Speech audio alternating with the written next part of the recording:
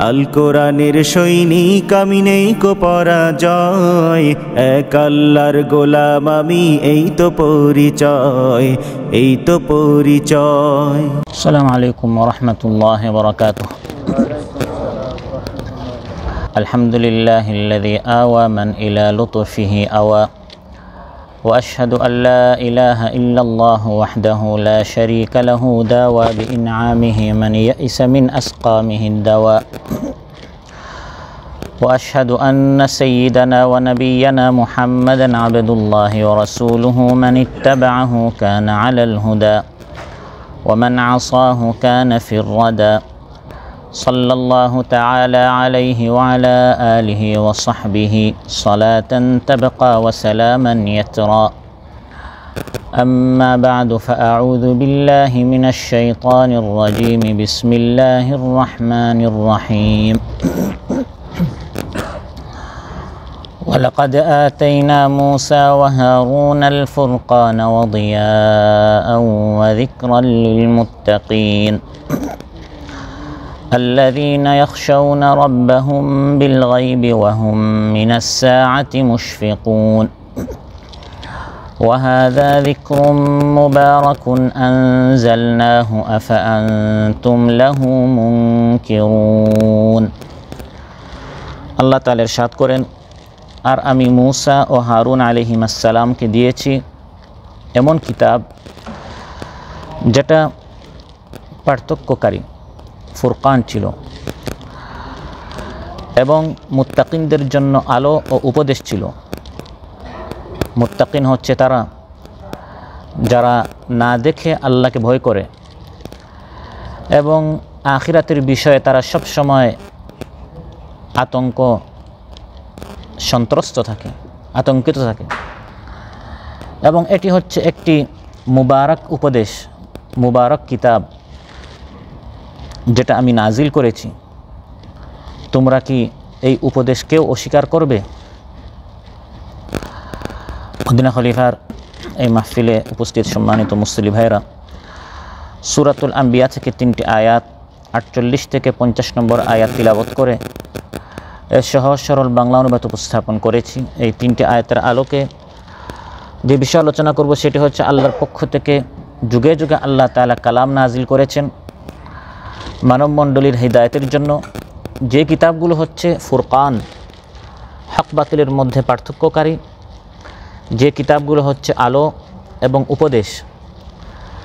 কিন্তু এখান থেকে সবাই উপকৃত হতে পারবে না। উপকৃত হতে পারবে তারা যারা মুত্তাকি, যারা আল্লাহকে ভয় করে, যাদের অন্তরে আল্লাহর ভয় রয়েছে। শেষ জামানায় আল্লাহ তাআলা আমাদের হিদায়াতের জন্য বরকতময় কিতাব আল কোরআন নাজিল করেছেন, সেখান থেকে আমাদেরকে উপকৃত হতে হবে। এসব বিষয় আপনাদের সামনে আলোচনা উপস্থাপন করব ইনশাআল্লাহ। সম্মানিত ভাইয়েরা, যে সূরা থেকে আমি তিলাওয়াত করেছি সেই সূরার নাম হচ্ছে সূরাতুল আম্বিয়া। সূরার নাম হচ্ছে আম্বিয়ার অর্থ হচ্ছে আম্বিয়া সমূহ, আম্বিয়াগণ। এই সূরার মধ্যে আল্লাহ তাআলা বেশ কয়েকজন নবীর কথা উল্লেখ করেছেন। আমাদের নিকট আল্লাহ তাআলা নবী পাঠিয়েছেন, তিনি প্রথম নবী নন, বরং তার আগে এই পৃথিবীতে আরও অনেক নবী এসেছেন। এটা আমাদেরকে বোঝানোর জন্য যে এটি একটি চলে আসা ধারাবাহিকতা। নবী আসতেন, সাথে কিতাব নিয়ে আসতেন মানবমণ্ডলীর হেদায়েতের জন্য। এবং সূরাতুল আম্বিয়ায় যে আল্লাহ তাআলা বেশ কয়েকজন নবীর কথা আলোচনা করেছেন, আমার এই আলোচ্য আয়াতগুলো থেকে আল্লাহ তাআলা নবীদের আলোচনা শুরু করেছেন। এখানে মূসা ও হারুন আলাইহিসসালামের কথা আল্লাহ তাআলা উল্লেখ করেছেন। এরপর ইব্রাহিম আলাইহিসসালাম, ইসহাক ও ইয়াকুব আলাইহিসসালাম, লূত আলাইহিসসালাম, নূহ আলাইহিসসালাম, দাউদ ও সুলাইমান আলাইহিসসালাম, আইয়ুব আলাইহিসসালাম করে আল্লাহ তাআলা বেশ কয়েকজন নবীর কথা উল্লেখ করেছেন, যারা হচ্ছেন আমাদের আদর্শ, যারা হচ্ছেন আমাদের মডেল। এবং এটি হচ্ছে আল্লাহর কোরআনে উল্লেখ করার একটি পদ্ধতি, যা আল্লাহ তাআলা প্রায় রাসূল সাল্লাল্লাহু আলাইহি সাল্লামের আলোচনার সাথে মূসা আলাইহিসসালামের কথা আল্লাহ তাআলা উল্লেখ করেন। এজন্য এটাকে বলা হয় কোরআন ও মূসা, যে এই কোরআনের মধ্যে সবচেয়ে বেশি যে নবীর কথা উল্লেখ করা হয়েছে তার নাম হচ্ছে মূসা আলাইহিসসালাম। আর কোরআনের আলোচনার পাশাপাশি প্রায় তাওরাতের কথা আল্লাহ তাআলা উল্লেখ করেন। আর আমাদের এই উম্মতের কথা আল্লাহ তাআলা যখন আমাদেরকে কিছু শেখাতে চান, সাধারণত বানু ইসরাঈলের বিভিন্ন কাহিনী, ঘটনা আল্লাহ তাআলা উল্লেখ করে আমাদেরকে শিখান। কারণ ইতিহাস হচ্ছে ইতিহাস থেকে শিক্ষা নেওয়ার জন্য। তো বানু ইসরাঈলের কী কী ঘটেছিল এই সকল কাহিনী ইতিহাস আল্লাহ আমাদেরকে জন্য শিখান, যাতে করে একই ভুলে আমরা পতিত না হই। তো বানু ইসরাঈলের সাথে আমাদের, তাদের নবী মূসা আলাইহিস সালামের সাথে আমাদের নবীর, তাদের কিতাব তাওরাত এবং আমাদের কোরআন, এগুলো কোরআনের মধ্যে প্রায় সময় আল্লাহ তাআলা একসাথে উল্লেখ করেন। তো আল্লাহ তাআলা আমাদের হিদায়াতের জন্য কোরআন নাজিল করেছেন। এই কথা বলার আগে আল্লাহ তাআলা বলছেন, তোমাদেরকে যে আমি কোরআন দিয়েছি হিদায়াতের জন্য, তোমরাই প্রথম না, বরং তোমাদের আগেও আমি, তোমাদের আগের উম্মত বানু ইসরাঈলের হিদায়াতের জন্য আমি কিতাব দিয়েছিলাম। সেই কিতাবের নাম হচ্ছে তাওরাত। আর তোমাদের জন্য আমি যে নবী পাঠিয়েছি এটাও প্রথম নবী না, তোমাদের আগে বানু ইসরাঈলের নিকটে আমি নবী পাঠিয়েছিলাম মূসা আলাইহিস সালাম আর হারুন আলাইহিস সালাম। আল্লাহ তাআলা বলছেন, ওয়ালাকাদ আতাইনা মূসা ওয়া হারুনাল ফুরকান, আমি মূসা ও হারুন আলাইহিস সালামকে একটি কিতাব দিয়েছিলাম যেটা হচ্ছে ফুরকান। কিতাবের নাম ছিল তাওরাত, তবে এর একটা গুণ আল্লাহ তাআলা উল্লেখ করেছেন, একটি বৈশিষ্ট্য উল্লেখ করেছেন, যে সেটা কি ছিল? ফুরকান ছিল। ফুরকান এই শব্দটা আমরা বাংলায় উল্লেখ করি ফারাক করা। ভাই আপনি এই দুইটার মধ্যে একটু ফারাক করেন, এই ফারাক থেকে ফুরকান, এটা আসলে আরবি শব্দ, পার্থক্য করা, কোনটা হক কোনটা বাতিল, কোনটা সত্য কোনটা মিথ্যা, কোনটা জান্নাতের পথ কোনটা জাহান্নামের পথ, কোনটা করণীয় কোনটা বর্জনীয়। এটা কে বলবে? এটাকে আমি বলবো না, এটা আমি বলবো না, জনগণ বলবে না, এটা আল্লাহ তাআলা বলে দিবেন। এবং আল্লাহ তাআলা বলে দিয়েছেন যে স্থানে, যে কিতাবে, যে গ্রন্থে, ওটাকে বলা হচ্ছে ফুরকান। কারণ ওই কিতাবে পার্থক্য করে দিবে। করব কি না আমি ওই কিতাব পড়ব, সেটি হচ্ছে আমার দলিল, আমার ডকুমেন্ট। ওই কিতাব যদি আমাকে বলে করো, আমি করব। কিতাব বলছে মানে কিতাবওয়ালা বলছেন, কিতাবওয়ালা হচ্ছেন কে? আল্লাহ তাআলা। আল্লাহ তার আমার সামনে এসে সরাসরি আমাকে বলবেন না, আল্লাহ তাআলা তার নবীকে বলেছেন যেটা এই কিতাবের মধ্যে লিপিবদ্ধ আছে। এই জন্য এই কিতাবের একটি গুণ হচ্ছে আল ফুরকান, পার্থক্যকারী। এই কিতাব যা করতে বলবে তা করতে হবে, এই কিতাব যা করতে নিষেধ করবে তা থেকে দূরে থাকতে হবে। এই কথা আল্লাহ তাআলা এর জন্য উল্লেখ করেছেন যে তাদের কিতাবটি যেমন ফুরকান, হে আমার নবীর উম্মত, তোমাদেরকে আমি যে কিতাব দিয়েছি তোমাদের কিতাবটা হচ্ছে ফুরকান। কোরআনেরও একটি নাম হচ্ছে কি? ফুরকান। কোরআনের একটি সূরার নাম হচ্ছে সূরাতুল ফুরকান। তাবারাকাল্লাযী নাযালাল ফুরকানা আলা আবদিহি লিয়াকুনা লিল আলামিনা নাযীরা। অতীব বরকতময় সে মহাসত্তা যিনি তার বান্দার প্রতি ফুরকান নাজিল করেছেন, অর্থাৎ কোরআন নাজিল করেছেন।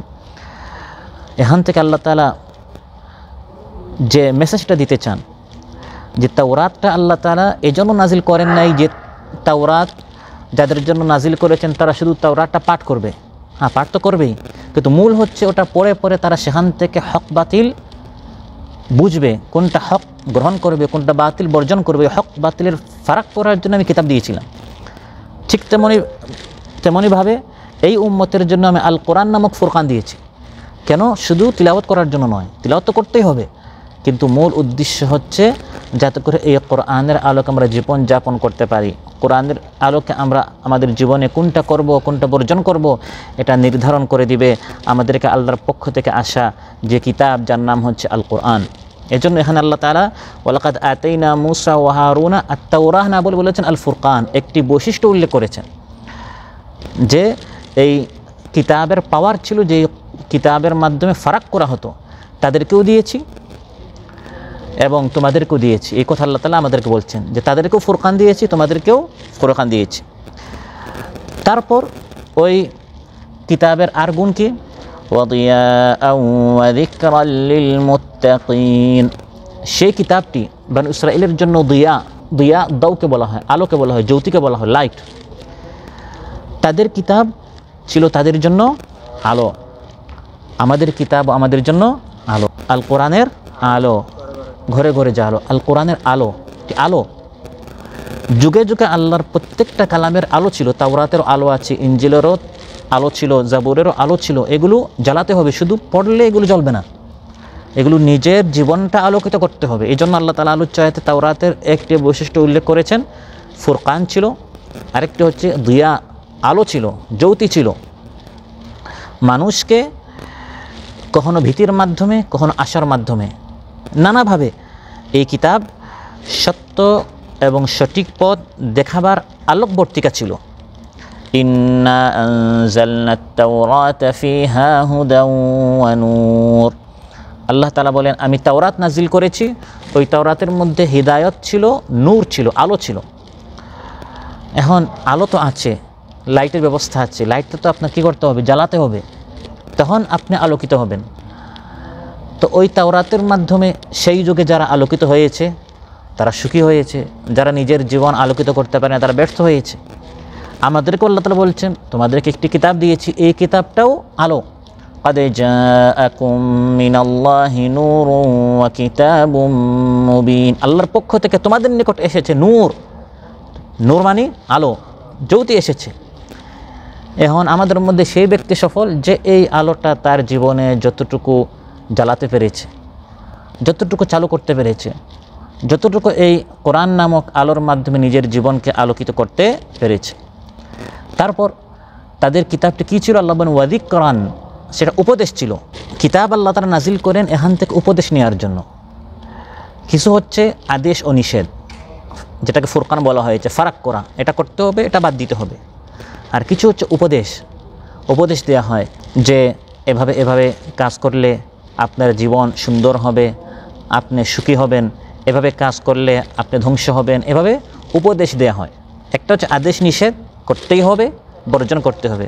আর কিছু হচ্ছে নসিহত করা হয়, অনুপ্রাণিত করা হয়, উৎসাহিত করা হয়, উদ্বুদ্ধ করা হয়, উপদেশ দেওয়া হয়।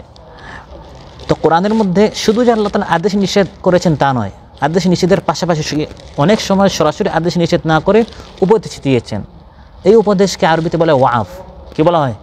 ওয়াজ। আবার কখনো এখানে আল্লাহ তাআলা যিকির বলেছেন, যিকরা।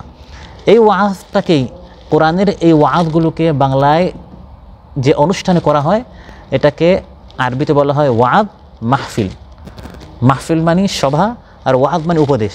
আমাদের দেশে এটাকে আমরা বাংলা বানিয়েছি ওয়াজ মাহফিল। এটা আসলে আরবি শব্দ। ওয়াজ মাহফিল মানে কোরআনের ওয়াজগুলো, কোরআনের উপদেশগুলো, যেখানে বলা হয় যে মাহফিল মানে সভা, মজলিস, বৈঠক, অনুষ্ঠান, আর ওয়াজ মানে উপদেশ। কোরআন থেকে উপদেশগুলো নিয়ে নিয়ে আরবিতে যে উপদেশগুলো আল্লাহ তাআলা বলেছেন এটা বাংলায় অনুবাদ করে করে মানুষদেরকে যে বৈঠক শোনানো হয় এটাকে ওয়াজ মাহফিল বলা হয়। তাহলে কোরআন থেকে যে ব্যক্তি উপদেশ গ্রহণ করবে সেই ব্যক্তি মূলত কোরআন থেকে উপকৃত হতে পারবে এবং তাকেই মুত্তাকি বলা হয়। ওয়া যিকরাল লিল মুত্তাকিন।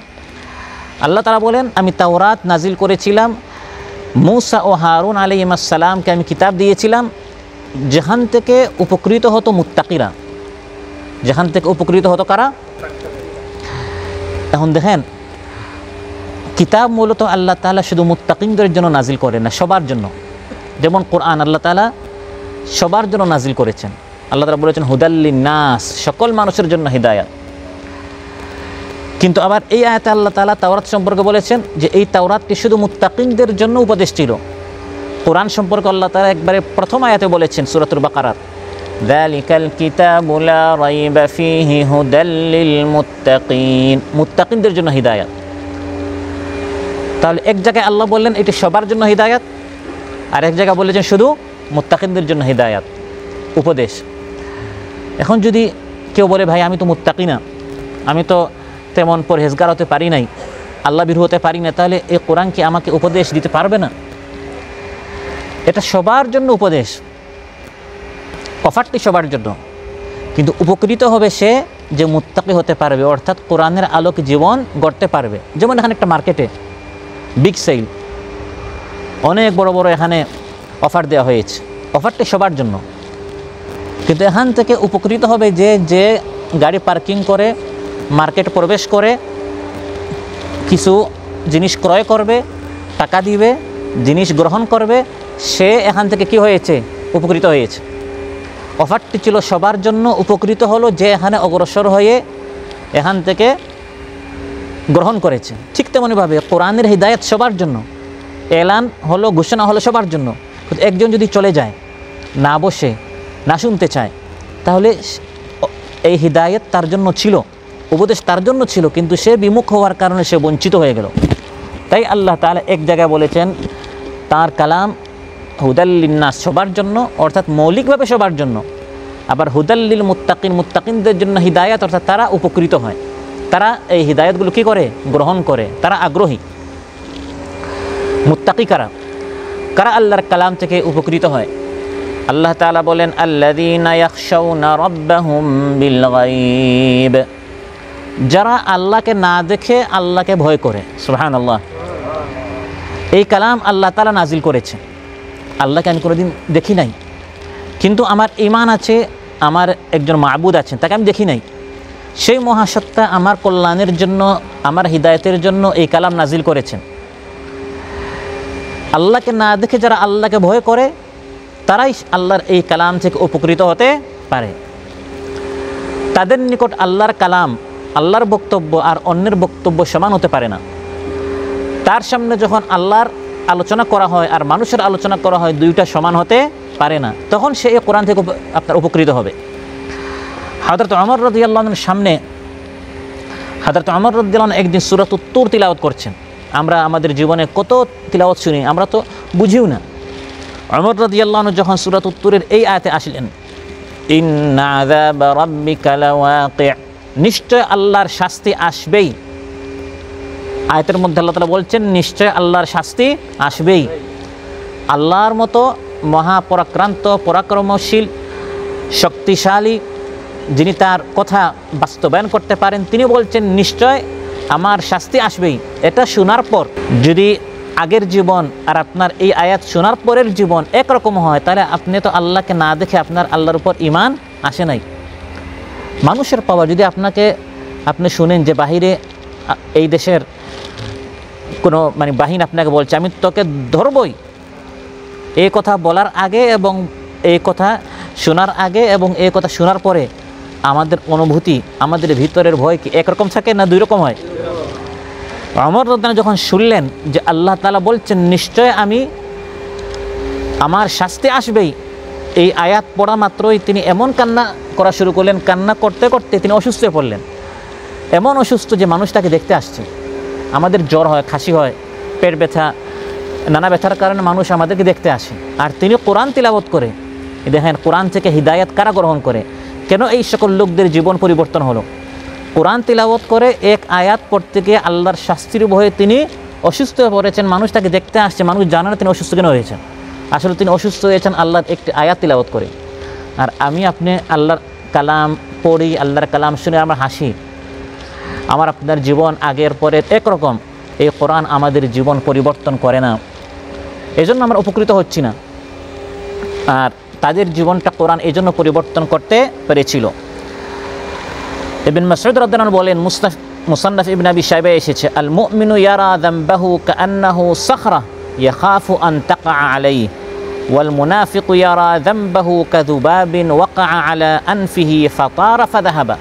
ঈমানদার ব্যক্তি তার গুনাহগুলোকে সে এভাবে অনুভূতি করে, তার গুনাহগুলোর প্রতি তার অনুভূতি হচ্ছে যে তার মাথার উপর একটি পাথর, যে কোনো সময় পাথরটা পড়ে যাবে। আমি জীবনে অনেক গুনাহ করেছি, এই গুনাহের কারণে কোন সময় আল্লাহ আমাকে ধরে ফেলবেন, আল্লাহর ভয়ে সে সবসময় এরকম ভীতু থাকে। যেরকম মাথায় যদি একটা পাহাড় থাকে, একটি পাথর থাকে, কোন সময় পড়ে যাবে, একটা ভয় থাকে। আর মুনাফিক রাত দিন কত গুনাহ করে, আল্লাহর কোনো ভয় তার অন্তরে নেই। তার নিকট গুনাহগুলো হচ্ছে নাকে মাছি যেরকম বসে, মাছি আসে আর যায়, এটার প্রতি তার কোনো ভ্রুক্ষেপ নাই। তো এই সকল মানুষ আল্লাহর কালাম পড়লে জাহান্নামের আয়াত পড়ছে, গজবের আয়াত পড়ছে, এতে করে তার মধ্যে কোনো অনুভূতিই নেই, অথচ সে উঠতে বসতে চলতে ফিরতে কত গুনাহ করছে। এই আয়াতগুলো তাকে সম্বোধন করছে, তারপরও এর দ্বারা তার জীবন কি হয় না, পরিবর্তন হয় না।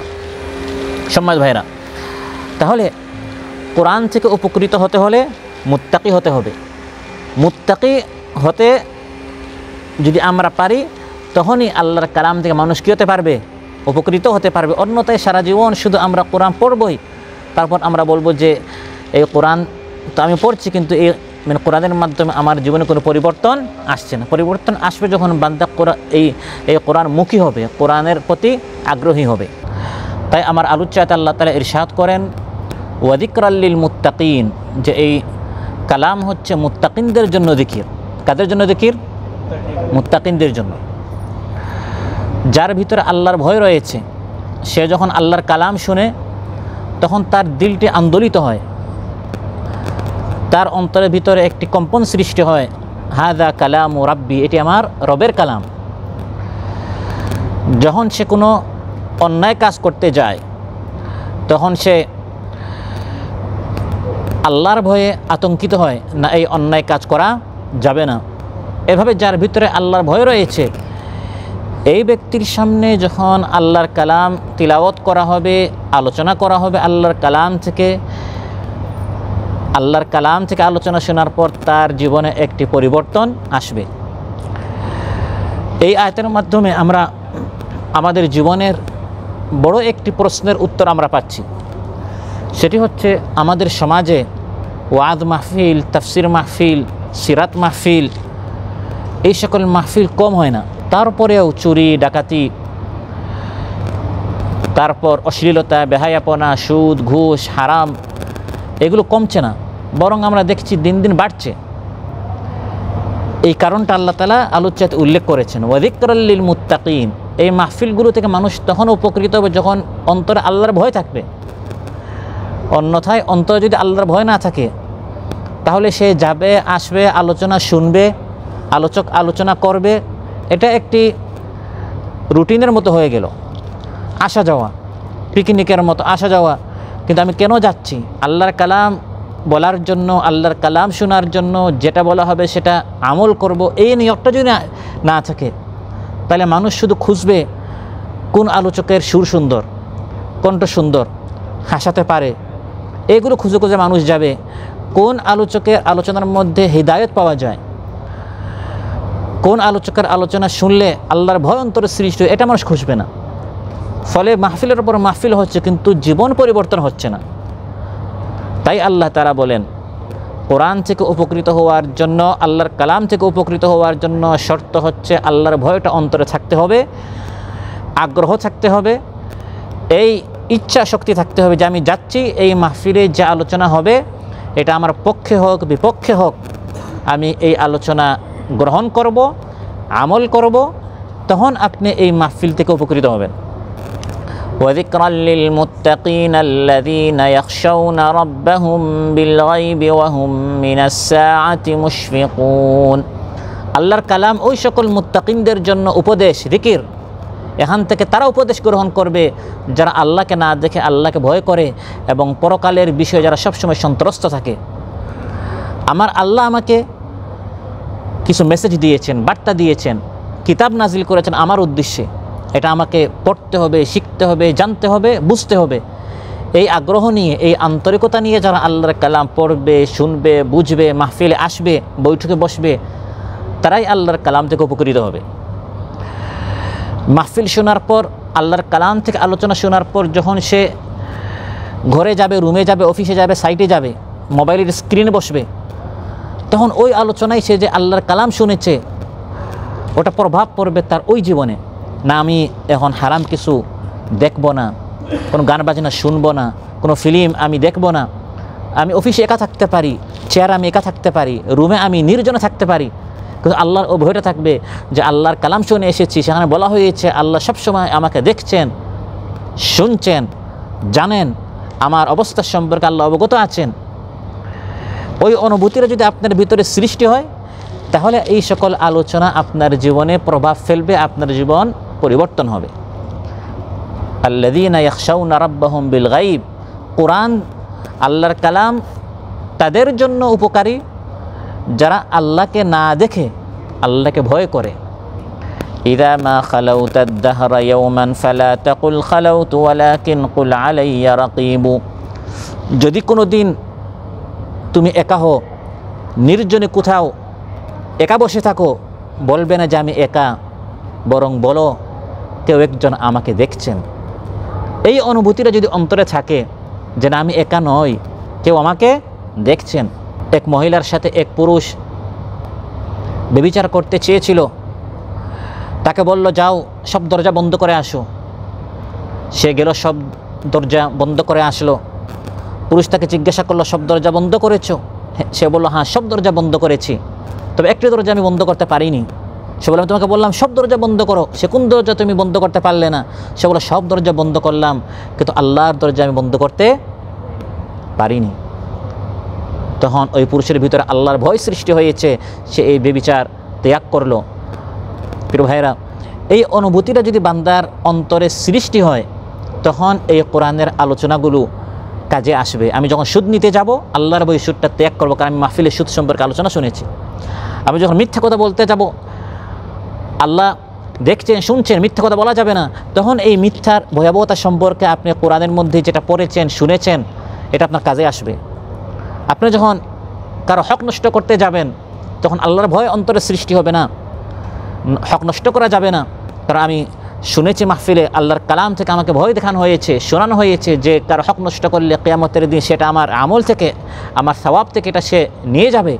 ওই ভয়টা যদি অন্তরে সৃষ্টি হয় তার কোরআন আল্লাহর কালাম এই ব্যক্তির জীবনে পরিবর্তন আনতে পারবে। আল্লাহর ভয়টা অন্তরে সৃষ্টি করতে হবে। আমি কখনো আসলে একা একই থাকতে পারি না, একা একই এটা বাহ্যিকভাবে মনে হয়, যত একা একই থাকি না কেন সেখানে একজন আমাকে দেখছেন, তিনি কে? আল্লাহ তাআলা। ওয়ালা তাহসাবান্নাল্লাহা ইয়াগফালু সাআতান ওয়ালা আন্নামা ইয়াখফা আলাইহি আগীবু।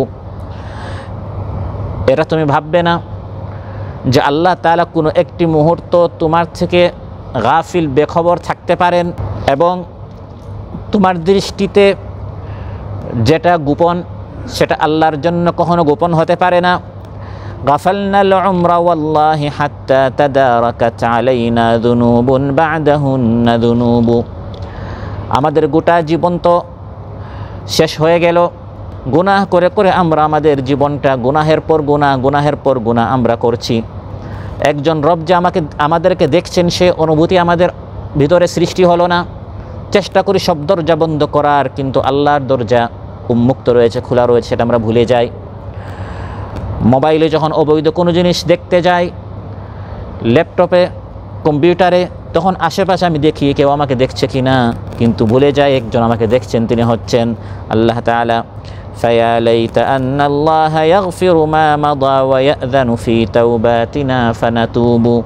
কবি বলেন, আহা যদি আল্লাহ তাআলা আমার অতীত জীবনের গুনাহগুলো মাফ করেন, আমার তওবা কবুল করেন, তাহলে আমি ধন্য হব, সৌভাগ্যবান হব। আর যদি আল্লাহ তাআলা আমাকে পাকড়াও করেন তাহলে আমি ধ্বংস হয়ে যাব। অতএব আল্লাহর ভয়টা অন্তরে সৃষ্টি করতে হবে, অন্তরে জাগ্রত করতে হবে। যাদের অন্তরে আল্লাহর ভয় সব সময় থাকে, কিয়ামতের দিন পুরস্কার হিসাবে আল্লাহ তাআলা তাদেরকে জান্নাত দিয়ে দিবেন। জাযাউহুম ইনদা রাব্বিহিম জান্নাতু আদনিন তাজরি মিন তাহতিহাল আনহারু খালিদিনা ফিহা আবাদা রাদিয়াল্লাহু আনহুম ওয়া রাদু আনহু যালিকা লিমান খাশিয়া রাব্বাহ। আল্লাহ তাআলা বলেন আল্লাহর নিকট তাদের পুরস্কার হচ্ছে জান্নাত, চিরস্থায়ী জান্নাত, যার নিজ দিয়ে নদ নদী প্রবাহিত, যেখানে তারা হামেশা থাকবে, চিরকাল থাকবে। আল্লাহ তাআলা তাদের উপর সন্তুষ্ট, তারাও আল্লাহর উপর সন্তুষ্ট। এই পুরস্কার কার জন্য? লিমান খাশিয়া রাব্বাহ, যে তার রবকে ভয় করে, যে তার রবকে ভয় করে। আমরা মানুষকে ভয় করি, আমরা বিভিন্ন ফোর্সকে ভয় করি, ক্যামেরাকে ভয় করি।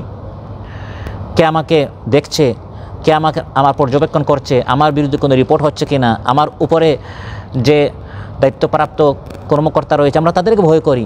কিন্তু সবার উপরে যার হাতে আমার হায়াত, আমার মৌত, সব কিছু, সেই মহাসত্তা আল্লাহ তাআলাকে আমরা ভুলে যাই।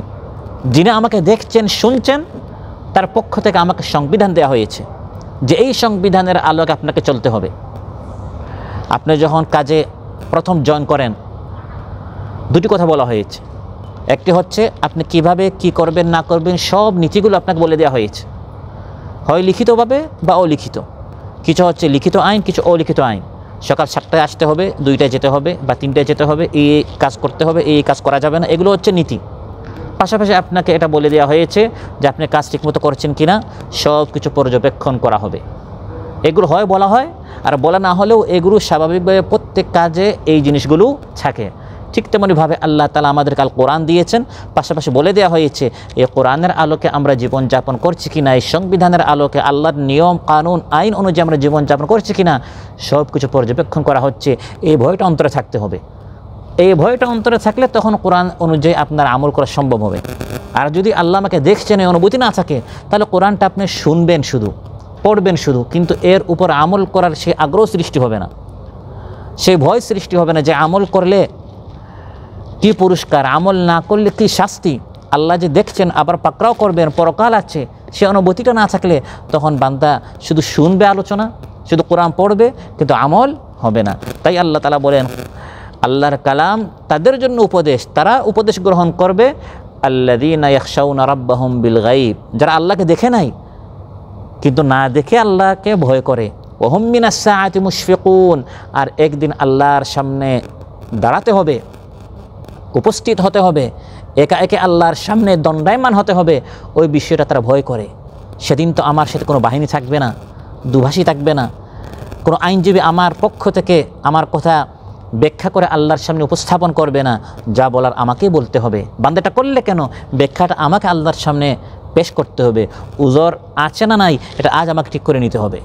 এই বিষয়টা যারা ভয় করে করে চলে, এই ভয় তাকে উদ্বুদ্ধ করবে কোরআনের উপর আমল করার, যাতে করে ওই দিন আমি আটকে না যাই, ওই দিন আমাকে পাকড়াও করা না হয়। অতএব আজ আল্লাহর কালামের উপর আমাকে আমল করতে হবে।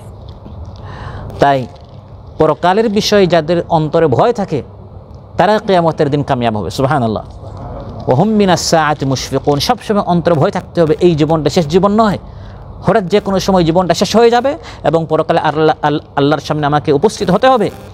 ওই পরকালে সবসময় পরকাল বিষয়ে তারা সবসময় সন্ত্রস্ত থাকে। পরকালের প্রথম ঘাঁটি হচ্ছে কবর, প্রথম স্টেশন কি কবর। ওই কবরে যে ব্যক্তি কামিয়াব হয়ে যাবে, কবরে যে ব্যক্তি তাকে পাস করে দেয়া হবে, পরের প্রত্যেকটি ধাপে সহজে সে অতিক্রম করবে। আর কবরে যে ব্যক্তি ধরা খাবে, কবরে যে ব্যক্তি ব্যর্থ হবে, নাকাম হবে, ক্ষতিগ্রস্ত হবে, সে ব্যক্তি এর পরের প্রত্যেকটি ধাপে রিপোর্ট দেওয়ার সময়, মিজানের সময়, সিরাতে প্রত্যেকটি জায়গায় তাকে ধরা খেতে হবে। সেজন্য হযরত উসমান রাদিয়াল্লাহু আনহু যখন তিনি কবরের আলোচনা শুনতেন বা কবরের কাছে যেতেন, এত বেশি কান্না করতেন যতটুকু তিনি কান্না করতেন না জান্নাত জাহান্নামের আলোচনা শুনে। প্রশ্ন করা হলো হযরত উসমান রাদিয়াল্লাহু আনহুকে, জান্নাত জাহান্নাম সিরাত মিজান ইত্যাদির আলোচনা শুনে আপনি এত কান্না করেন না, কবরের আলোচনা শুনে আপনি এত বেশি কান্না করেন কেন? তিনি বললেন, আমি রাসূল সাল্লাল্লাহু আলাইহি ওয়াসাল্লামকে ইরশাদ করতে শুনেছি, ইন্নাল কবরা আউয়ালু মানাজিলিল আখিরাহ ফাইন নাজা মিনহু ফামা বা'দাহু আইসারু মিনহু ওয়া ইল্লাম ইয়ানজু মিনহু ফামা বা'দাহু আশাদ্দু মিনহু। রাসূল সাল্লাল্লাহু আলাইহি ওয়াসাল্লামকে ইরশাদ করতে আমি শুনেছি কবর হচ্ছে আখিরাতের প্রথম ঘাঁটি, প্রথম ধাপ, প্রথম স্টেপ, প্রথম স্টেশন কবর। যে ব্যক্তি কবরের প্রশ্নগুলো সহজ উত্তর দিয়ে দিবে, পরের প্রত্যেকটি ধাপ তার জন্য একবার আসান হবে, সহজ হবে। আর যে ব্যক্তি কবরের প্রশ্ন এর উত্তর দিতে পারবে না, এরপরে প্রত্যেকটি জায়গায় তার ধরা খেতে হবে। এই জন্য আমি হযরত উসমান রাদিয়াল্লাহু বলেন, আমি কবরে এসে বেশি কান্না করি। কবরস্থানে গেলে বা কবর জিয়ারত করে বা কবরের আলোচনা শুনলে আমার ভয়টা বেশি। ওহুম মিনাস সাআতি মুশফিকুন, যে পরকালে আমার কি হবে এটা ফয়সালা হয়ে যাবে কবরে। মান রাব্বুকা মা দীনুকা মান নাবিয়্যুকা, তিনটি প্রশ্নের উত্তর যদি আমি সহজে কবরে দিয়ে দেই, এরপরে আমার রিপোর্ট ডান হাত দিয়ে আমি পাবো, মিজানের পাল্লায় আমার আমল নেক আমলের পাল্লা ভারী হয়ে যাবে, পুলসিরাত আমি রকেট গতিতে, বিদ্যুতের গতিতে আমি সহজে অতিক্রম করতে পারবো, আমি চিরসুখের জায়গায় জান্নাতে চলে যাব। আর যদি কবরেই আমি মান রাব্বুকা মা দীনুকা মান নাবিয়্যুকা এই প্রশ্নের উত্তর দিতে না পারি, তাহলে এর পরের প্রত্যেকটা ঘাটিতে তো আমার কষ্টই থাকবে। মা রাআইতু মানজারান কাত্তু ইল্লা ওয়াল কবরু আফযাউ মিনহু ক্বালা রাসূলুল্লাহ সাল্লাল্লাহু আলাইহি ওয়াসাল্লাম। রাসূল সাল্লাল্লাহু আলাইহি ওয়াসাল্লাম ইরশাদ করেন, আমি যত বিভৎস ভয়ঙ্কর দৃশ্য দেখেছি, যত ভয়ঙ্কর হোক না কেন, কবর এর থেকে আরও ভয়ঙ্কর। আপনি আপনার জীবনে যত ভয়ঙ্কর কোনো দৃশ্য দেখেন, ঘটনা দেখেন, জিনিস দেখেন, কল্পনা করেন, এর থেকে কবর হচ্ছে আরও বেশি ভয়ঙ্কর। এগুলো মাঝে মধ্যে ভাবতে হবে এবং ভয় পেতে হবে। আল্লাহ তাআলা বলেন, এগুলো যারা ভয় পায় কবরের কথা শুনে, সিরাতের কথা শুনে, পুলসিরাতে সবাইকে একা একই সেখানে অতিক্রম করতে হবে। কেউ আপনার হাত ধরে সেখানে আপনাকে নিয়ে যাবে না, পিছন দিয়ে কেউ ধাক্কা মেরে আপনাকে সামনে দ্রুত যাওয়ার কোনো সিস্টেম করে দিবে না, সেখানে অনলাইন যাওয়ার কোনো সিস্টেম নাই, সবাইকে নিজ পায়ে হেঁটে যেতে হবে। মিজানের পাল্লা প্রত্যেকেরই আমল মিজান রাখা হবে, মিজানের পাল্লা ভারী হতে হবে, তাহলে জান্নাতে যাবেন, অন্যথায় জান্নাতে যাবার কোনো রাস্তা নেই। ওহুম মিনাস সাআতি মুশফিকুন, পরকালের এই ধাপগুলো যারা ভাবে, চিন্তা করে, তারপর ভয় পায়, তার ভিতরে একটি কম্পন সৃষ্টি হয়, সে সন্ত্রস্ত হয়, এই ব্যক্তি কোরআন আল্লাহর কালামের আলোচনা থেকে উপকৃত হবে। সে কোরআনের আলোচনা শুনে গাফিল থাকতে পারে না, উদাসীন থাকতে পারে না, কারণ সে জানে যা আলোচনা শুনছি, আল্লাহর কালাম থেকে যা পড়ছি, এগুলি সম্পর্কে একদিন আমাকে জিজ্ঞাসিত করা হবে। তাই আল্লাহ তাআলা বলেন, কালাম তোমাদেরকে দিয়েছি, সাধারণ কোনো কালাম নয়, বরকতময় একটি কালাম। ওয়াহাযা যিকরুম মুবারাকুন আনজালনাহু আফাআনতুম লাহু মুনকিরুন। বরকতময় একটি যিকির, একটি উপদেশ আমি তোমাদেরকে দিয়েছি। কোরআনের বরকত থেকে উপকৃত হওয়ার শর্ত হচ্ছে আল্লাহর ভয়টা অন্তরে থাকতে হবে, গুনাহ বর্জন করতে হবে। এজন্য ইমাম আহলি দুনিয়া, গোটা দুনিয়ার ইমাম, ইমাম শাফিঈ রাহিমাহুল্লাহ, তার মতো একজন জলিলুল কদর ইমাম, তিনি বলেন যে আমি আমার উস্তাদ ওয়াকি' রাহিমাহুল্লাহর নিকট অভিযোগ করলাম, হে ইমাম, আমি মুখস্থ করি, ইলম শিকার জন্য চেষ্টা করি, কিন্তু আমি ভুলে যাই। তিনি বলেন, ভুলে যায় যিনি অসংখ্য কিতাব লিখেছেন, 4 মাযহাবের এক মাযহাব এর যিনি ইমাম, যার অসংখ্য অগণিত ছাত্র পৃথিবীতে আজ অবধি রয়েছে, অল্প বয়সে যিনি বিশাল ইলম এই পৃথিবীতে রেখে গিয়েছেন, তিনি বলছেন যে আমি আমার উস্তাদকে বললাম যে আমি পড়ি আর ভুলে যাই। শাকাউতু ইলা ওয়াকি'in সুআ হিফযি ফাআরশাদানি ইলা তারকিল মাআসি ওয়া ক্বালা ইন্নাল ইলমা নূরুন ওয়া নূরুল্লাহি লা ইউহদা লিআসি। আমি আমার উস্তাদ ওয়াকি'ের নিকট অভিযোগ করলাম, হে উস্তাদ, আমি আল্লাহর কালাম পড়ি, ভুলে যাই। এগুলো আমরা অনেক সময় এই অভিযোগ আমরা করি, ভাই আমি কোরআন অধ্যয়ন করি, আজ পড়ি কাল ভুলে যাই। হাদিস পড়ি, 30 দিনে 30টা পড়লাম, মাস শেষে একটাও স্মরণ নাই। হয় কিনা আমাদের এগুলো? 30 দিনে 30টা আয়াত পড়লাম, কিন্তু একটা আয়াত আমার স্মরণ থাকে না কেন? ওনাদের তো স্মরণ থাকতো, কিন্তু যতটুকু আশা ততটুকু হতো না, না হয়তো এত বড় ইমাম হতে পারতেন না। উনি যদি আত্মসমালোচনা করেন, আমাদের আত্মসমালোচনা করার প্রয়োজন আছে না নাই? তিনি বলছেন আমি আমার উস্তাদের নিকট অভিযোগ করলাম, সুআ হিফযি, মুখস্থ করে ভুলে যাই কেন? তিনি বললেন, তারকিল মাআসি, গুনাহ বর্জন করো। যে চোখ দ্বারা রাত দিন গুনাহ দেখো, এই একই চোখ দ্বারা যখন আল্লাহর কালাম পড়তে যাবে, কোরআনের আলো এটা গ্রহণ করতে পারে না, কারণ চোখটা নাপাক হয়ে গেছে। যে কান দ্বারা রাত দিন গান বাজনা শুনছ, এই কান আল্লাহর কালাম এর নূর শুনতে পারে না, কারণ পুরা কানটি নাপাক হয়ে গেছে। যে অন্তর, যে হৃদয় রাত দিন দুনিয়ার কথা এবং বিভিন্ন ধরনের অশ্লীলতা, গীবত, চুগলখড়ি ইত্যাদি শুনতে শুনতে, বুঝতে বুঝতে, চিন্তা করতে করতে নাপাক হয়ে গেছে, অপবিত্র হয়ে গেছে। আল্লাহর কালাম বুঝার জন্য আপনি যখন মাহফিলে আসেন, অন্যান্যদের চোখ থেকে ক্রন্দন বের হয়, তারা আলোচনা বুঝে, কিন্তু আপনার মাথার উপর দিয়ে সব আলোচনা চলে যায়, আপনার মাথার ভিতর এই আলোচনা ঢুকে না। অনেক সময় এই সকল অভিযোগ আমরা করি কিনা, যে ভাই কোরআনের আলোচনা আমার অন্তরে আমি এটা বুঝতেই পারি না কেন? কারণ পুরা দিন মোবাইলের ফেসবুক নামক এই বুকের কালাম পড়তে পড়তে আল্লাহর এই বুক, আল্লাহর কালামের কথাগুলো এখন আর আপনার অন্তরে প্রবেশ করছে না। কত গুনাহ দেখি, শুনি, বুঝি, খারাপ জিনিস বুঝতে বুঝতে, নাফরমানের জিনিস শুনতে শুনতে এখন অন্তরটা, আমার যে মেমোরি, অন্তরের মাথার ব্রেইনের মেমোরি পুরা ফুল হয়ে গেছে। এখন আল্লাহর কালাম ধারণ করার আর কোনো জায়গা নেই, স্পেস নেই, পুরাটা কি হয়ে গেছে? ফুল হয়ে গেছে। এই জন্য আমার উস্তাদ বলেছেন, তারকিল মাআসি, হে শাফিঈ, গুনাহ ত্যাগ করো। আর তিনি আমাকে বলেছেন, ওয়া আখবারানি বি আন্নাল ইলমা নূরুন, ইলম হচ্ছে নূর, আল্লাহর কালাম কি নূর, ওয়া নূরুল্লাহি লা ইউহদা লিআসি, আল্লাহর এই নূর কোনো নাফরমানকে আল্লাহ দেন না। আপনি শিখতে যাবেন, ভুলে যাবেন, কারণ গুনাহ হচ্ছে অন্ধকার, আল্লাহর কোরআন হচ্ছে নূর। আলো আর অন্ধকার একসাথে থাকতে পারে না। আল্লাহর ভয়টা অন্তরে সৃষ্টি হবে, গুনাহ ত্যাগ করবেন, তখন কোরআন নিয়ে বসবেন, দেখবেন আপনার জীবন কোরআন আলোকিত করে দিয়েছে। সুবহানাল্লাহ। অতএব কোরআন হচ্ছে বারাকা, ওয়াহাদা কিতাবুম মুবারাক, আল্লাহ বরকতময় কিতাব দিয়েছি। এই বরকত পাওয়ার জন্য আল্লাহর ভয় থাকতে হবে, গুনাহ বর্জন করতে হবে। বরকতের কালাম আল্লাহ আমাদেরকে দিয়েছেন, রহমতের কিতাব আমাদেরকে দিয়েছেন, কল্যাণের কিতাব আমাদেরকে দিয়েছেন, আমাদের জীবনটা আলোকিত করার জন্য, কল্যাণময় করার জন্য। যারা কোরআনের দিকে এগিয়ে আসবে, আল্লাহ বলেন ওয়াহাদা কিতাবুম মুবারাক, এটি বরকতময় একটি কিতাব। সুবহানাল্লাহ। কোরআনের বরকত কিভাবে? আপনি আরও 10টি কিতাব যখন পড়তে যাবেন, যদি এই সকল কিতাব পড়ার মধ্যে সওয়াব থাকেও এক একটি অক্ষরে অক্ষরে আপনাকে নেকি দেওয়া হবে, এটা বলা হয় নাই। আর যদি আপনি নেকি পানও, বেশ থেকে বেশ একটা একটা করে নেকি পাবেন। এমনকি রাসূল সাল্লাল্লাহু আলাইহি ওয়াসাল্লামের হাদিসও যদি আপনি পড়েন, ইসলামের ইতিহাস, ইসলামী সাহিত্য, কোনো ফিকহের কিতাব, মাসলা মাসাইলের কিতাবও যদি আপনি পড়েন, সামগ্রিকভাবে পড়ার কারণে, দ্বীনি বই পড়ার কারণে আপনি সওয়াব পাবেন। কিন্তু অক্ষরে অক্ষরে আপনাকে 10 করে সওয়াব দেওয়া, এটা বলা হয় নাই। কিন্তু কোরআনের বরকত কেমন? মান ক্বারাআ হারফান মিন কিতাবিল্লাহি ফালাহু হাসানাহ ওয়াল হাসানাতু বিআশরি আমসালিহা। রাসূল সাল্লাল্লাহু আলাইহি ওয়াসাল্লাম ইরশাদ করেন, যে ব্যক্তি কোরআনের এক অক্ষর পড়বে তাকে নেকি দেওয়া হবে, আর এক নেকিকে আল্লাহ তাআলা কমপক্ষে 10টি নেকিতে আল্লাহ তাআলা বৃদ্ধি করে দিবেন। সুবহানাল্লাহ। এটাকে বরকত বলা হয়। আপনি 10 মিনিটে 10টা আয়াত পড়লেন, আরেকজন এই 10 মিনিটে অন্য কোনো বই পড়ল, তাহলে একই সময় কিন্তু লাভবান কে বেশি হচ্ছে?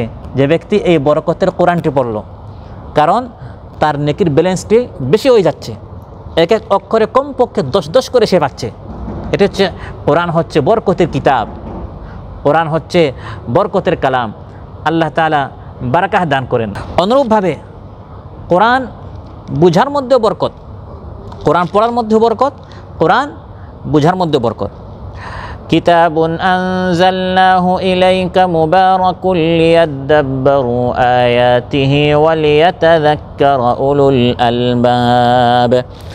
আল্লাহ তাআলা ইরশাদ করেন, বরকতময় কিতাব আমি দিয়েছি। কিতাবুন আনজালনাহু ইলাইকা মুবারাক, হে নবী বরকতময় কিতাব আমি আপনার প্রতি নাজিল করেছি। কেন? লিয়াদাব্বারু আয়াত, কোরআন বুঝার জন্য। তাহলে কোরআনের বরকত হচ্ছে পড়ার মধ্যে, পড়লে 10 করে নেকি আল্লাহ সওয়াবের মাধ্যমে আপনাকে বরকত দিবেন। আর কোরআন বুঝলেও বরকত। যেমন আজ আমরা এখানে বসেছি কোরআন বুঝার জন্য, এই সময়টা যদি আমরা অতিবাহিত করতাম অন্য কোনো কাজে, একই সময় কোরআন বুঝার জন্য আপনি সময়টা দেওয়ার কারণে আল্লাহ তাআলা আপনাকে বারাকাহ দিবেন। কিভাবে? সহিহ মুসলিমে এসেছে, ক্বালা রাসূলুল্লাহ সাল্লাল্লাহু আলাইহি ওয়াসাল্লাম, ওয়া মাজতামাআ কওমুন ফি বাইতিন মিন বুয়ুতিল্লাহ ইয়াতলুনা কিতাবাল্লাহি ওয়া ইয়াতাদারাসুনাহু বাইনাহুম ইল্লা নাযালাত আলাইহিমুস সাকিনাহ ওয়া গাশিয়াতহুমুর রাহমাহ ওয়া হাফাতহুমুল মালায়েকা ওয়া যাকারাহুমুল্লাহু ফি মান ইনদাহ।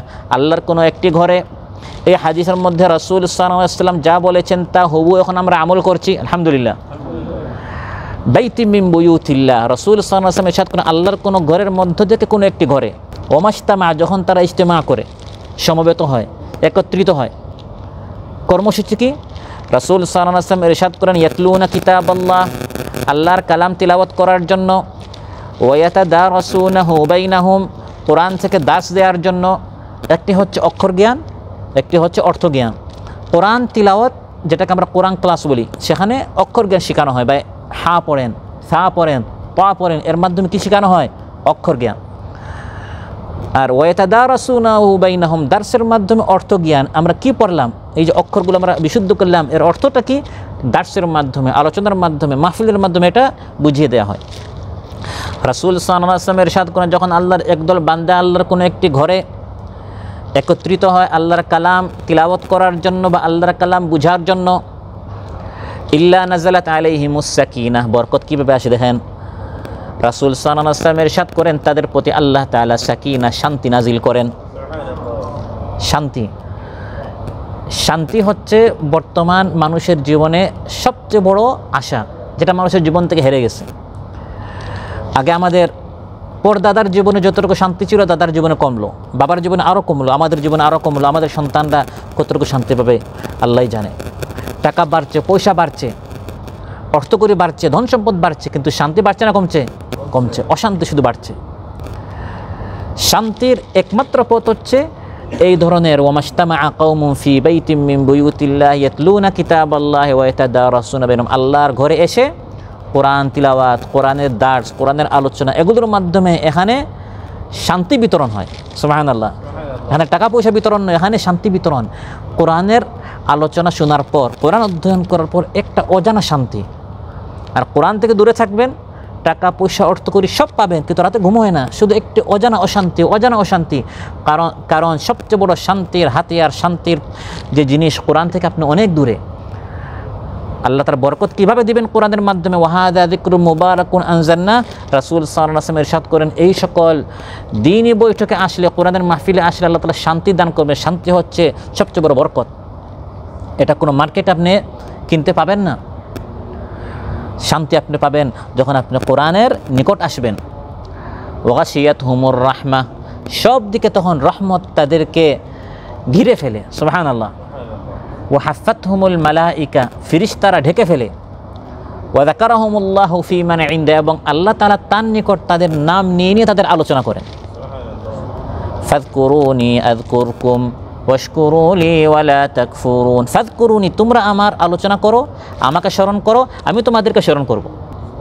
সুবহানাল্লাহ বললেন আপনারা। আল্লাহ তাআলা এখন নাম নিচ্ছেন ফেরেশতাদের নিকট। আযকুরকুম, আল্লাহ তাআলা নাম নিয়ে নিয়ে বলেন, এখন হে ফেরেশতারা, আমার অমুক বান্দা, এর সন্তান অমুক বান্দা, আপনার বাবার নাম আপনার নাম নিয়ে বলছেন যে তারা এখন আমার আলোচনা করছে। কারণ আমরা জমিনে এখন আল্লাহর আলোচনা করছি। আমরা তো আল্লাহর গোলাম, আল্লাহর আলোচনা আমাদের করতেই হবে।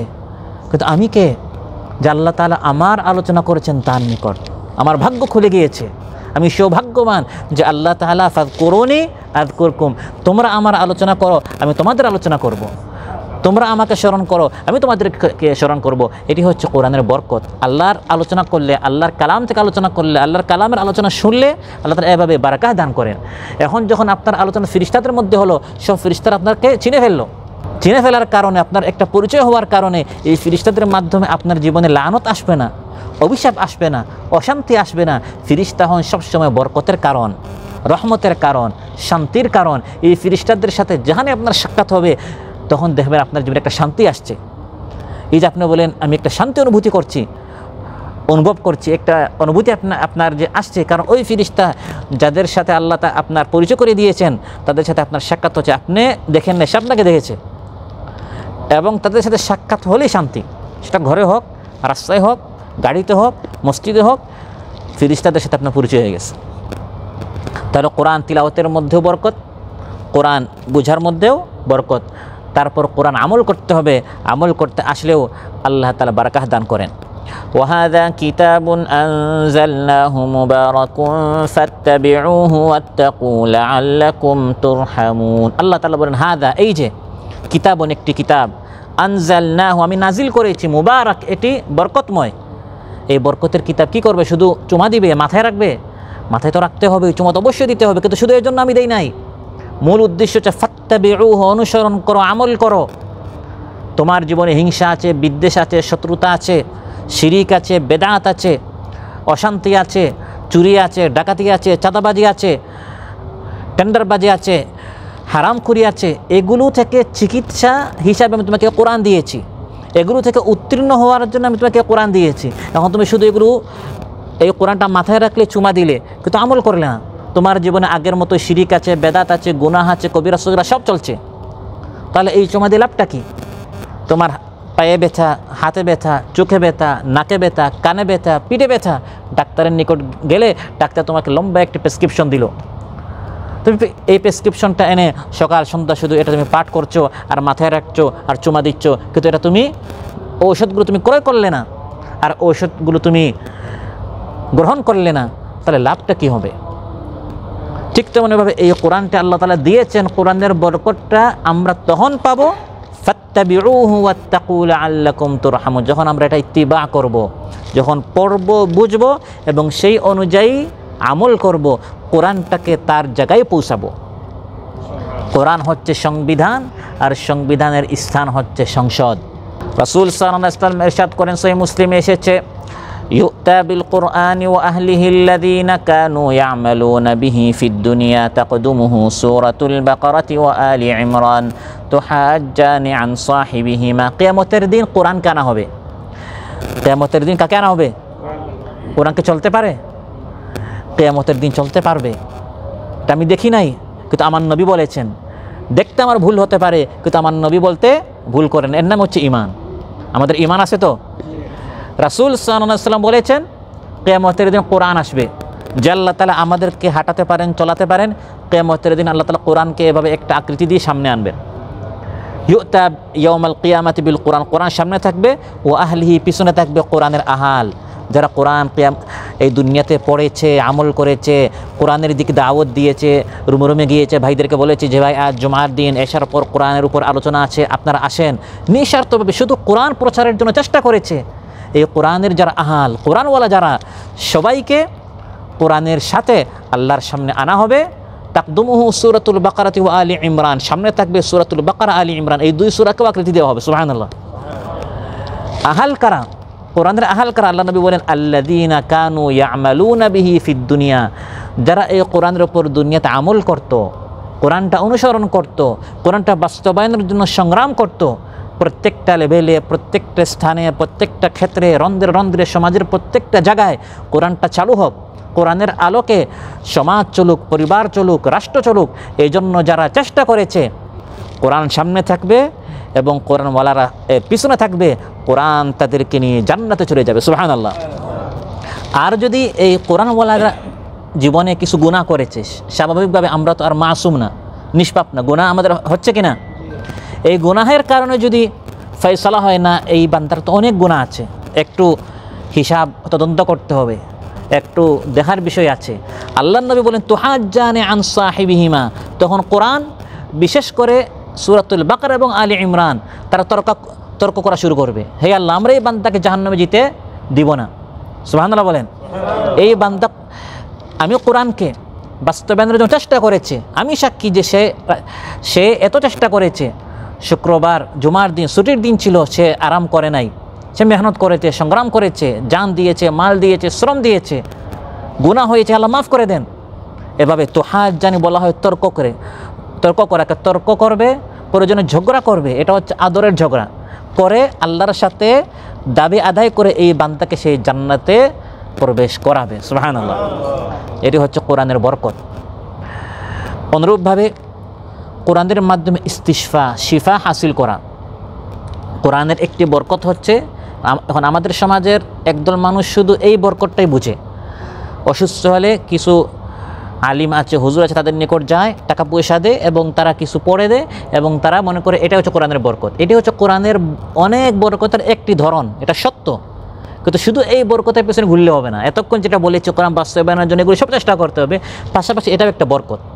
وَنُنَزِّلُ مِنَ الْقُرْآنِ مَا هُوَ شِفَاءٌ وَرَحْمَةٌ لِّلْمُؤْمِنِينَ وَلَا يَزِيدُ الظَّالِمِينَ إِلَّا خَسَارًا। আল্লাহ বলেন এই কোরআনে আমি এমন কিছু জিনিস নাজিল করেছি যার মধ্যে শিফা আছে। সুবহানাল্লাহ। তাহলে এখানে বরকত আছে না নাই? আরেকজন অসুস্থ হলো, ডাক্তারের নিকট যাচ্ছে, অ্যাপয়েন্টমেন্টের উপর অ্যাপয়েন্টমেন্ট পেতে তো তার কত কষ্ট, তারপর টাকা খরচ আছে, কার্ড বানাতে হয়, কত ধরনের টেনশন। আপনি কোরআন থেকে আপনার এগুলো কিছুই লাগবে না। কোরআনকে আপনাকে বলবে যে ভাই আগে সিরিয়াল ধরেন, তারপর আপনার ফার্মেসিটা আরেক সিরিয়াল। রাসূল সাল্লাল্লাহু আলাইহি ওয়াসাল্লাম নিজেটা করতেন। সহিহ বুখারীতে এসেছে, আয়েশা রাদিয়াল্লাহু আনহা বলেন কানা সাল্লাল্লাহু আলাইহি ওয়াসাল্লাম ইযা ইশতাকা ইয়াকরাউ আলা নাফসিহি বিল মুআউযিযাতি ওয়া ইয়ানফুস। মহানবী সাল্লাল্লাহু আলাইহি ওয়াসাল্লাম যখন কোনো ব্যথা অনুভব করতেন, এখানে ব্যথা, হাতে ব্যথা, মাথায় ব্যথা, তিনি কি করতেন? তিনি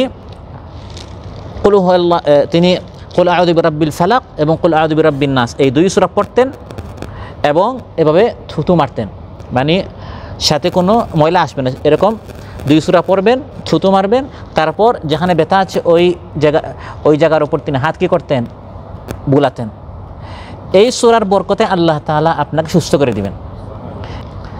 হযরত আয়েশা রাদিয়াল্লাহু আনহা বলেন ফালাম্মা ইশতাদ্দা ওয়াজউহু কুনতু আকরাউ আলাইহি ওয়া আমসাহু বিয়াদিহি রাজাআ বারাকাতিহা।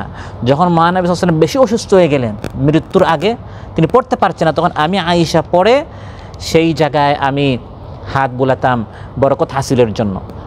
আরেকটি বরকত হচ্ছে যে আমরা যখন কোরআন পড়ব, কোরআন বুঝবো, কোরআনের আরেকটি বরকত হচ্ছে যে কোরআন আমাদেরকে সম্মানিত করবে, কোরআন আমাদেরকে সম্মানিত করবে। قال رسول الله صلى الله عليه وسلم إن الله يرفع بهذا الكتاب أقواما ويضع به آخرين। সহিহ বুখারীতে এসেছে, রাসূল সাল্লাল্লাহু আলাইহি ওয়াসাল্লাম ইরশাদ করেন, নিশ্চয় আল্লাহ তাআলা এই কোরআনের মাধ্যমে অনেক জাতিকে সম্মানিত করেন, আবার এই কোরআনের মাধ্যমে অনেক জাতিকে আল্লাহ তাআলা লাঞ্ছিত করেন। কোরআনের মাধ্যমে আল্লাহ সম্মানিত করেন, এটা তো স্পষ্ট। কোরআনের মাধ্যমে আল্লাহ লাঞ্ছিত করেন কীভাবে? অর্থাৎ কোরআন মানার কারণে অনেক জাতিকে আল্লাহ সম্মানিত করেন, কোরআন না মানার কারণে অনেক জাতিকে আল্লাহ তাআলা লাঞ্ছিত করেন। যারা কোরআন মানবে এটি হচ্ছে সম্মানের বরকত, এটি হচ্ছে সম্মানের, একটা বলেছি তিলাওয়াতের বরকত, একটা কোরআন বুঝার বরকত, একটা কোরআন থেকে শিফা হাসিল করার বরকত, এটা হচ্ছে সম্মানের বরকত। কোরআনওয়ালারা দেখবেন স্বাভাবিকভাবে টাকা পয়সার দিক দিয়ে তারা সমাজের অন্যান্য বড় বড় যারা অঢের সম্পদের অধিকারী হয় তাদের তুলনায় তাদের টাকা পয়সা কম থাকে, কিন্তু মানুষের অন্তরে তারা একটি স্থান করে নেয়। এটি হচ্ছে সম্মানের বরকত। এটা আপনি সমাজের প্রত্যেককে টাকা দিয়ে যদি আপনি সম্মানটা হাসিল করতে চান, এই সম্মানটা আপনি পাবেন না যেটা আপনি কোরআনের অধিকারী হওয়ার কারণে আপনি সম্মানটা পেয়েছেন। একজন ব্যক্তিকে সম্মানিত করার জন্য বিগত 15 বছর স্বৈরাচার যত টাকা খরচ করেছে, যত ভাস্কর্য বানিয়েছে, যত মূর্তি বানিয়েছে, যত অনুষ্ঠান করেছে, ওই সুখ দিবসে আবার আমরা দেখেছি বিরিয়ানি নিয়ে আপনার কী হয়েছে, ঠেলাঠেলি হয়েছে, এগুলো আপনারা সব দেখেছেন। এগুলো টাকা পয়সা খরচ হয়েছে, কিন্তু মানুষের অন্তরে তারা স্থান করে নিতে পারে নাই। এই একই দিনে আল্লাহ তাআলা, এই যে আমি বলছি কোরআনের বরকত, আমাদের দেশে কোরআনের সবচেয়ে বেশি যিনি খেদমত করেছেন আমাদের জানা মতে, এবং কোরআনের একটি নতুন ধারা যিনি চালু করেছিলেন, মাঠে ময়দানে কোরআনের তাফসির করা। একসময় ছিল তাফসির বলতে বোঝানো হতো এটা শুধু আলিম ওলামাদের কাজ, মাদ্রাসায় তাফসির হবে, সাধারণ মানুষদের সামনে আপনি এভাবে কোরআন থেকে সরাসরি আলোচনা করবেন না, কারণ সাধারণ মানুষ তারা এগুলো কোরআন বুঝবে না। কিন্তু আমাদের আল্লামা এই ধারণাটি যে ভুল, কোরআন সবার জন্য, হুদাল্লিন্নাস, কোরআন সবাইকে বুঝতে হবে, বোঝার জন্য চেষ্টা করতে হবে। মাঠে ময়দানে তিনি তাফসিরের মাহফিল কী করেছিলেন, শুরু করেছিলেন। এখন তো আলহামদুলিল্লাহ সবাই তাফসির মাহফিল করে। এই একই দিনে তারও কি হলো, ইন্তেকাল হলো, এর আগের দিন মনে নাকি, আগের দিনে। তার জন্য কোনো টাকা পয়সা খরচ করা হয় নাই, ভাস্কর্য নির্মাণ করা হয় নাই, বরং তার জানাজায় যেন মানুষ না আসে এই জন্য কত আয়োজন, মানুষকে আহত করা হয়েছে, মানুষকে এর বিরুদ্ধে কত ষড়যন্ত্র করা হয়েছে।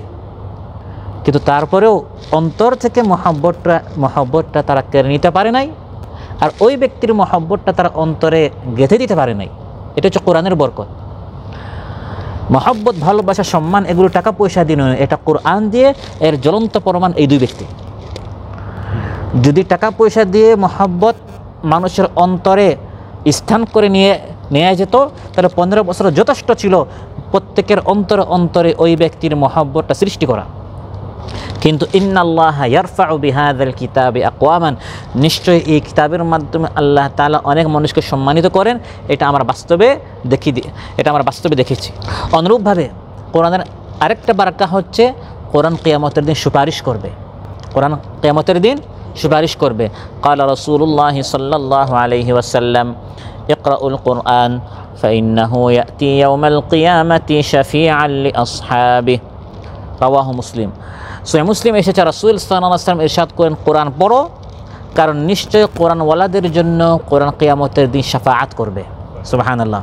সম্মানিত ভাইরা, আজ সুপারিশের জন্য, শাফাআতের জন্য মানুষ কত বিভ্রান্ত হয়। আমাদের দেশে অনেক মানুষ আছে 2, 3, 5, 10 পীরের মুরিদ হয়ে বসা। ভাই, এত পীরের আপনি মুরিদ হলেন কেন?